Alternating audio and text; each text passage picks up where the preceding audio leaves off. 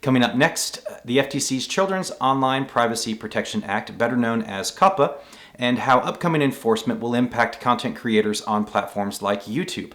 We'll also be discussing international compliance for startups, platforms, companies outside of the US that may have an American audience specifically for children under 13 years old. And we'll be discussing that with internet attorney Andrew Rossow. Coming up next.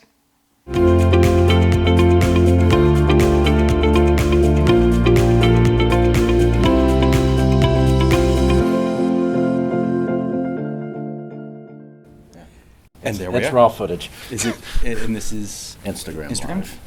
Yo, Instagram. Ethan Pierce. All right. So, all right. Well, when I was looking up information to learn a little bit more about how COPPA, which is actually fairly old, is why there's a lot of discussion about it right now, what we're seeing with YouTube and content creators, but also how this is going to potentially play into international companies.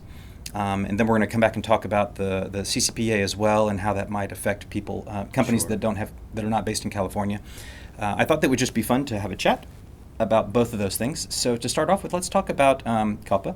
Maybe you could also explain just a little bit about what you do as a lawyer in the privacy space. Why is this something that interests you? Why are we talking about COPPA? Sure. Well, first off, I'm glad we're doing this. It is always a pleasure to be with you, Ethan. Right.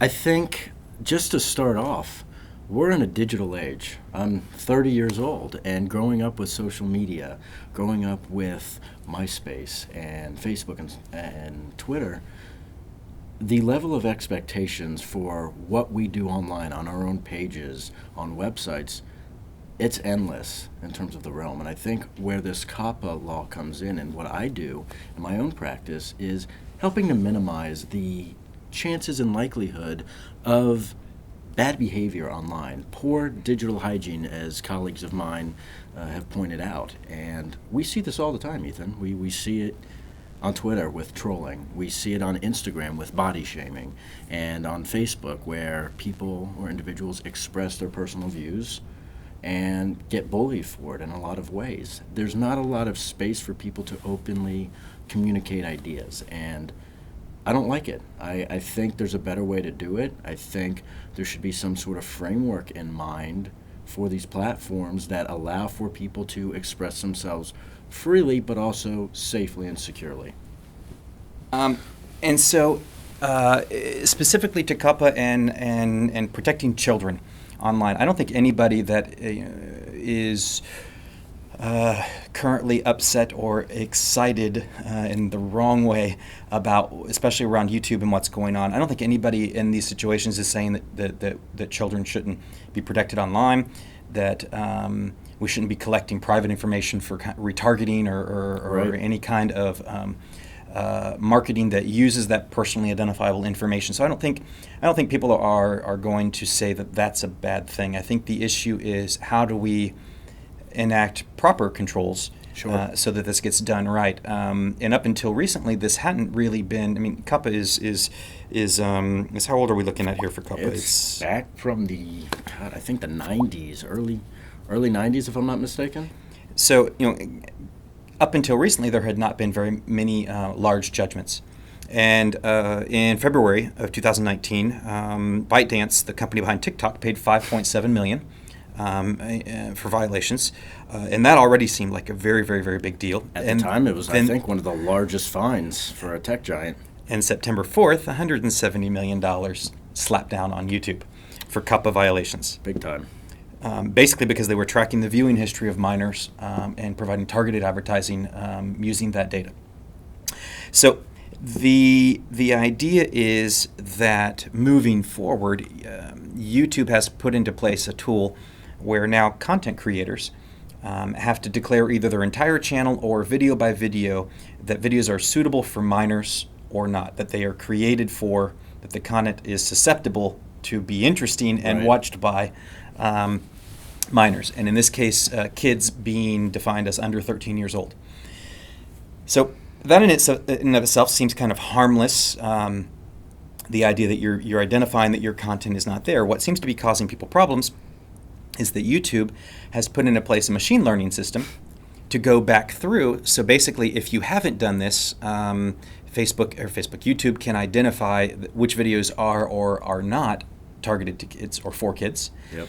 And if you have gone through and actually said that all your videos are not for kids, they're actually still potentially saying, oh, actually, we think this video is for kids because it is animated, Yep. because it is about gaming, or something that for some reason, it's about comic books, that the subject matter seems that it's targeted to kids, or that in and of itself, particularly for animation, is being targeted. And what YouTube creators are saying is, the problem with that is, I've identified this video as not being for kids.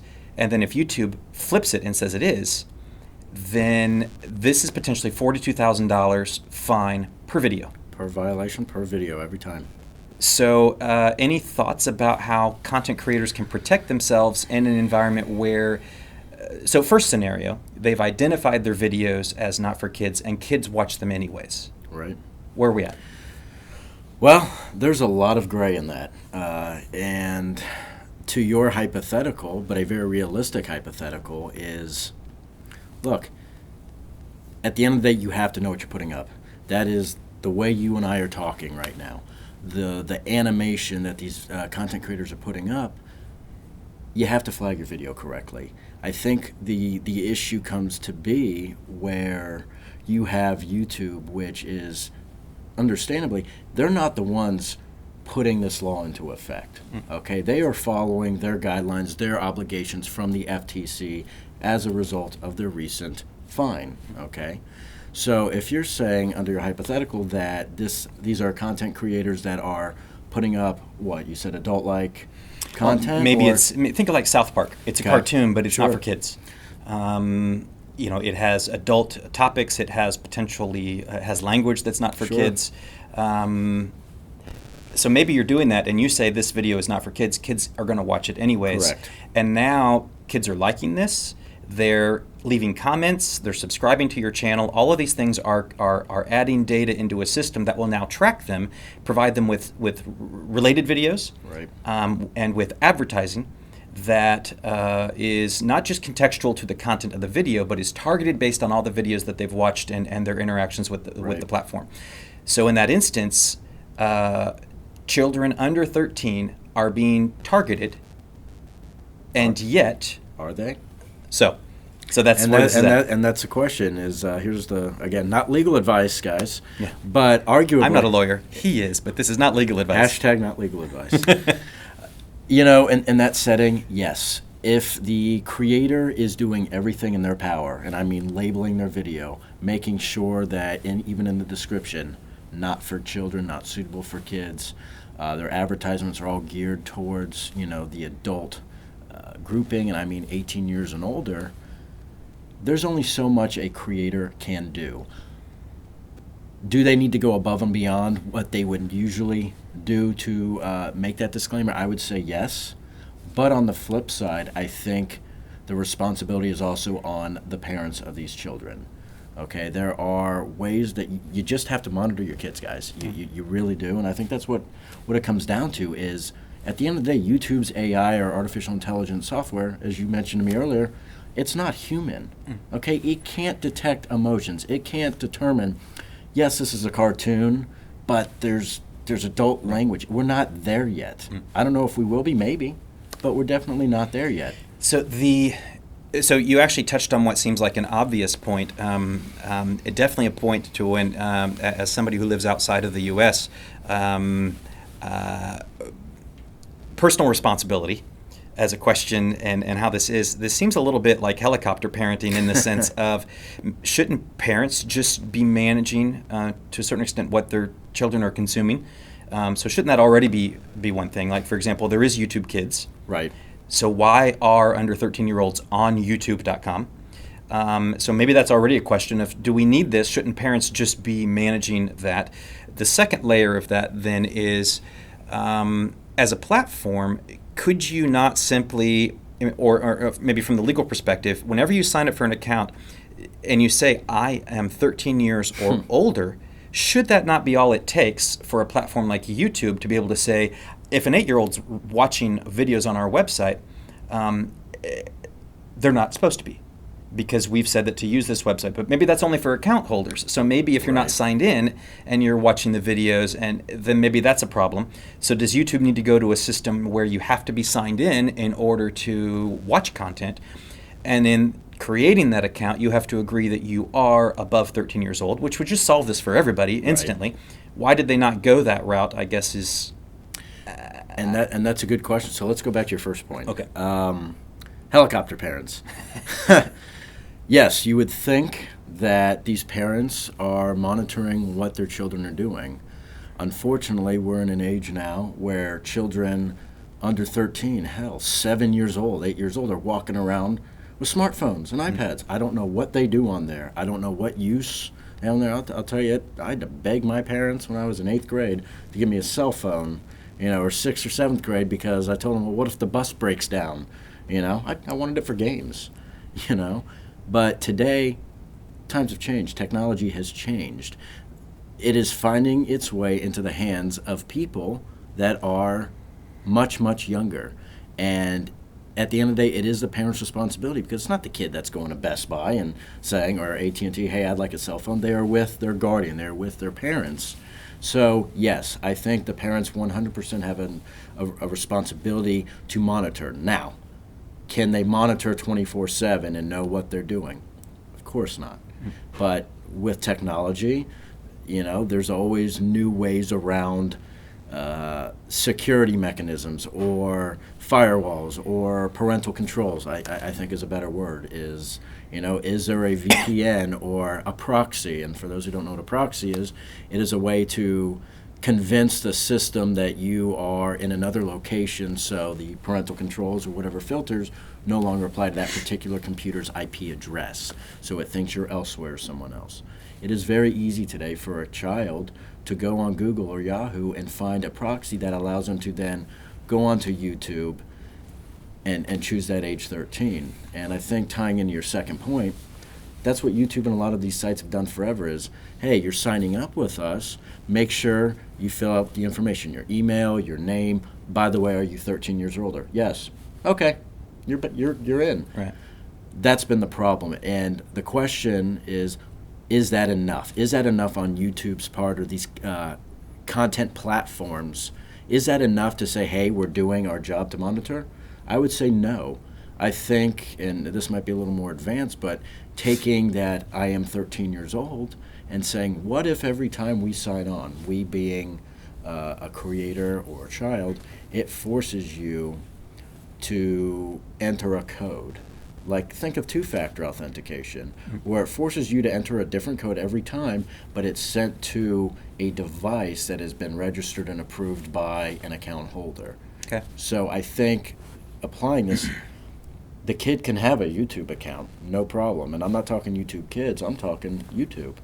But if the parent is the one that sets it up, it's attached to their phone, their email. So every time the child wants to search something, again, could be annoying, but they're forced to enter a new code or a verification code that is sent to mom and dad's phone. But in any case, in that idea, maybe some of the solutions which should be in place but don't seem to be, are going to be in place. Correct. Are because maybe parents should be more engaged and responsible about what kids are consuming online. That doesn't seem like that's going to be the route that's taken. No, not at in all. this. And even we talked about this mandatory age verification, which I think there's several ways that could make sense, but there was actually an Internet Safety Technical Task Force in 2012 that they studied the whole mandatory age verification idea, and they said that it didn't actually help in a lot of cases, but more importantly, in their legal opinion, that's actually in and of itself a violation of privacy. Forcing somebody to prove their age and before consuming content.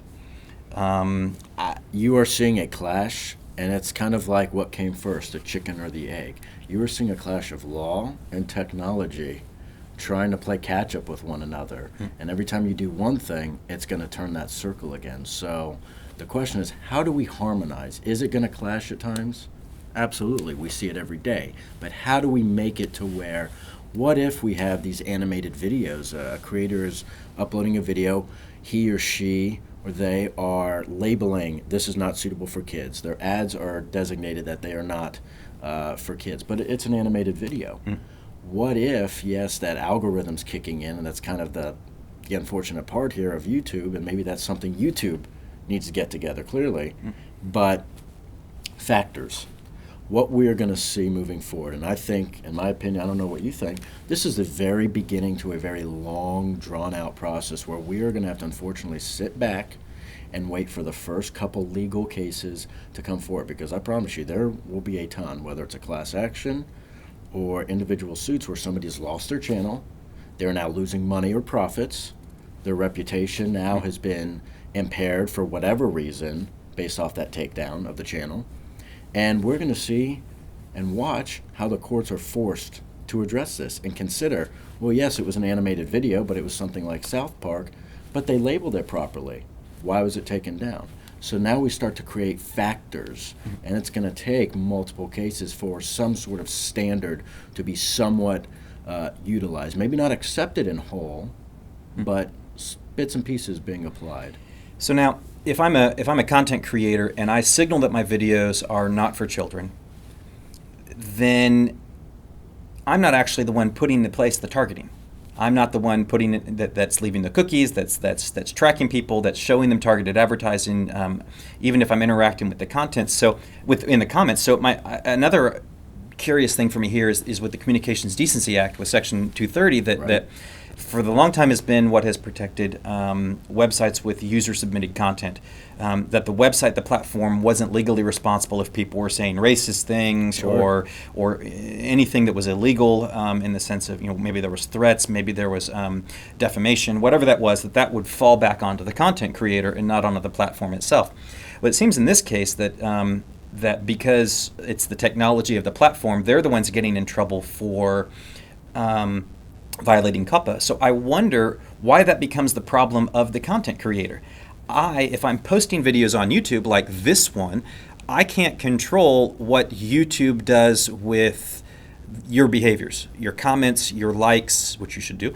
All of the, whether you're following particular channels, all the videos that you watch and the metadata that we can pull out from that and extract information. I have no, not only do I not have any control over that, I'm not the one benefiting from that directly. Right. In the sense of if the channel's non-monetized, all of that is only on YouTube's side. And if it is monetized, YouTube is only sharing revenue with me, not giving me all of that revenue. So I wonder, in this context of the Communications Decency Act, which technically protects platforms, in this case kind of throws it back on them, because in this instance we're talking about the technology of tracking personally identifiable information. So I guess that kind of clears that. But I'm on a reverse kind of Communications Decency Act issue. Why is the content creator responsible for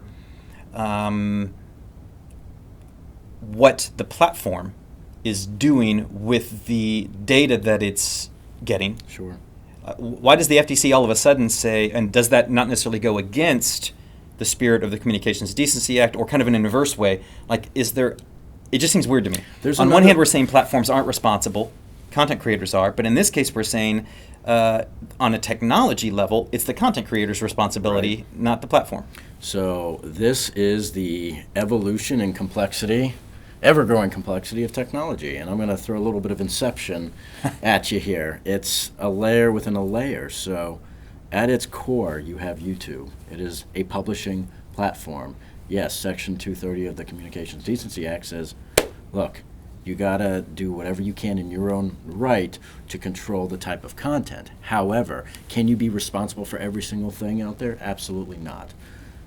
But if you start bringing content creators on the platform, this age of creating, curating content and having your own house, your own storage, your own channel. Yes, it's housed on YouTube. Yes, it's housed on TikTok or Twitch, whatever platform you're using. But you're creating your own publishing platform, so to speak, your own little home of where it's just your content and your neighbors are fellow content creators and fellow channels. So if I were to respond to that, I would say, yes, the CDA does apply, but it depends. And that's the lawyer answers. I think it depends. In this case, if you're looking at YouTube's point of view, Yeah, look, accountability. Accountability for us is the platform, but also we need to make sure that we're not offering up a platform that is being abused, and rightfully so abused, publicly abused. And that's where your hate speech, your terrorist groups or extremist groups are coming into play. And then also having content creators that may be affiliated with certain brands or organizations that aren't, I guess the word is safe. Branding is everything. You know that. And I think from a content creator standpoint, you have to be careful. You have to be so careful, because every word that comes out of your mouth, our mouths, okay? Every brand. What about the media partners that you have? What about the sponsored, the people that are backing you or helping your channel grow? If you're affiliated with a children's brand, maybe you didn't disclose that, but they're contributing. That's a factor. So I don't think there's a clear answer to your hypothetical, and I don't think there ever will be, because I don't see that. You have two content creators. YouTube is a content creator. It produces its own content, but it also operates as a housing platform. So does a content creator. Why? They have their content, but they also have their channel that is within YouTube. So it's kind of, you got both sides. So so the big impact that this is going to have, and we'll finish with YouTube and move on to another perspective on this, but the big problem that this is presenting to YouTube creators is that you have, for example, the 8-year-old kid who's, I think, one of the top YouTubers after PewDiePie, and all he does is toy reviews. And he makes, I think last year he made like $30 million or something crazy like that. What kind of toy reviews? What kind of toys? But see, here's the reason this is upsetting all these communities is if you yourself identify the videos as being for kids, or if the algorithm does, then no more comments, no more channel notifications where you click on the little bell to get notified when there's a new video, no more related videos, no targeted advertising. You can still have contextual advertising based on what is in the video itself, but nothing based on you as a person. Sure. And most importantly, you won't show up in Google search results. So whenever you search for the name of that video, it will not show up, or that subject matter, so you will not get the inbound clicks. And so that is going to destroy a huge amount of the revenue of most of the family-friendly content on YouTube, which I think will have far-reaching effects on access to that. There's a lot of conspiracy theory and stuff being thrown around about are any of the large family-friendly companies, without naming them, behind some of the lobbying that has caused this to happen, so that it has to go to the people making the paid content. But in any case, this is going to really wipe that out. So I guess at this point, people just have to be aware that they need to mark their videos correctly. They don't really have a choice if they're marking them for kids about what that's going to do to their revenue. If they're marking them for adults and YouTube steps in and says they're for kids, then that creates a gray space. And if they're marking them for adults and that's where it's left, then there's still a slight gray space there in terms of if they're producing content that is very interesting to kids, even though the content creators' intentions were to create that for non-children. Sure. So that's kind of our run there on the YouTube piece. But let's flip that, unless you have something else to add to YouTube. I'll just, I'll end on one note. The issue with at least our generation is nostalgia. What if you have somebody that is a major, major creator, whether it's Pokemon, whether it's Digimon, whether it's Dungeons and Dragons, Fortnite, whatever it is. For a lot of us that grew up with Pokemon, it's pure nostalgia, okay? There are still people my age and friends that are immersed in this area, but adults like it too. Right. But there's still children that have the new generations of Pokemon, whether it's Pokemon Shield and Sword. So my kind of final point is, remember, YouTube isn't the major player here. The FTC is the one that is kind of holding the strings. And to address a lot of the points that we just talked about is check out the FTC's website. The FTC last week released, I think, new guidelines, about 12 factors to consider as a channel creator on whether or not your channel complies. So it's more than just the content itself. It's how are you talking? How are you dressed? What hand gestures are you using? If you are doing animation, what is the character design like? What are their voices like? So, there are so many factors. At the end of the day, the FTC is welcoming people to actually write them and submit a request, which they do take very, very seriously on, hey, does my channel comply? So I guess, again, not legal advice, but if there is a concern, my advice would be, what is the harm in just reaching out to the FTC through their online form and saying, hey, here's my channel. I've been doing this for 10 years. Yes, I make money, but here's how my content kind of progresses. What would you suggest? Because I want to cooperate. I want to respect, the process. The answer here, guys, isn't, bad-mouthing YouTube, bad-mouthing the FTC. It's not going to get you anywhere. So I think we're all in this together.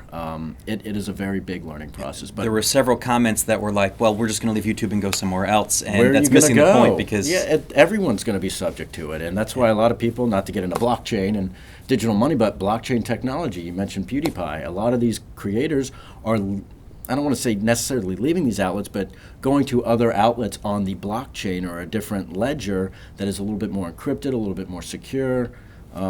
Topic for another time, but it's forcing people to think and go above and beyond the minimum of what they have been doing for a very long time.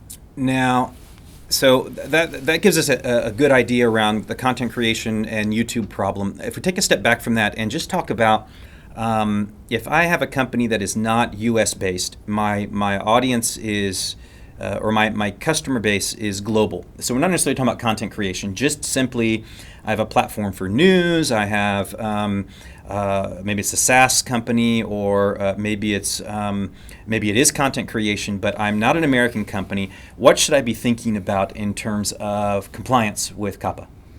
Oh, wow. That's a great question. Know your audience, domestic or abroad.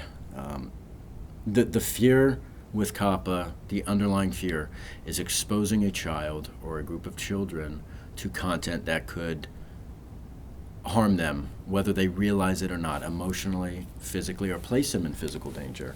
So the ability, or inability rather, for a child to appreciate or comprehend the type of content you're presenting, that would then lead to them and their curiosity saying, what does that mean? This person just said this, I'm going to go and search. And now they've entered into a world that is a lot darker, could be a lot darker, could be a bit more above what they already know. And to be blunt here, the issue of child pornography, the issue of human sex trafficking, especially for minors.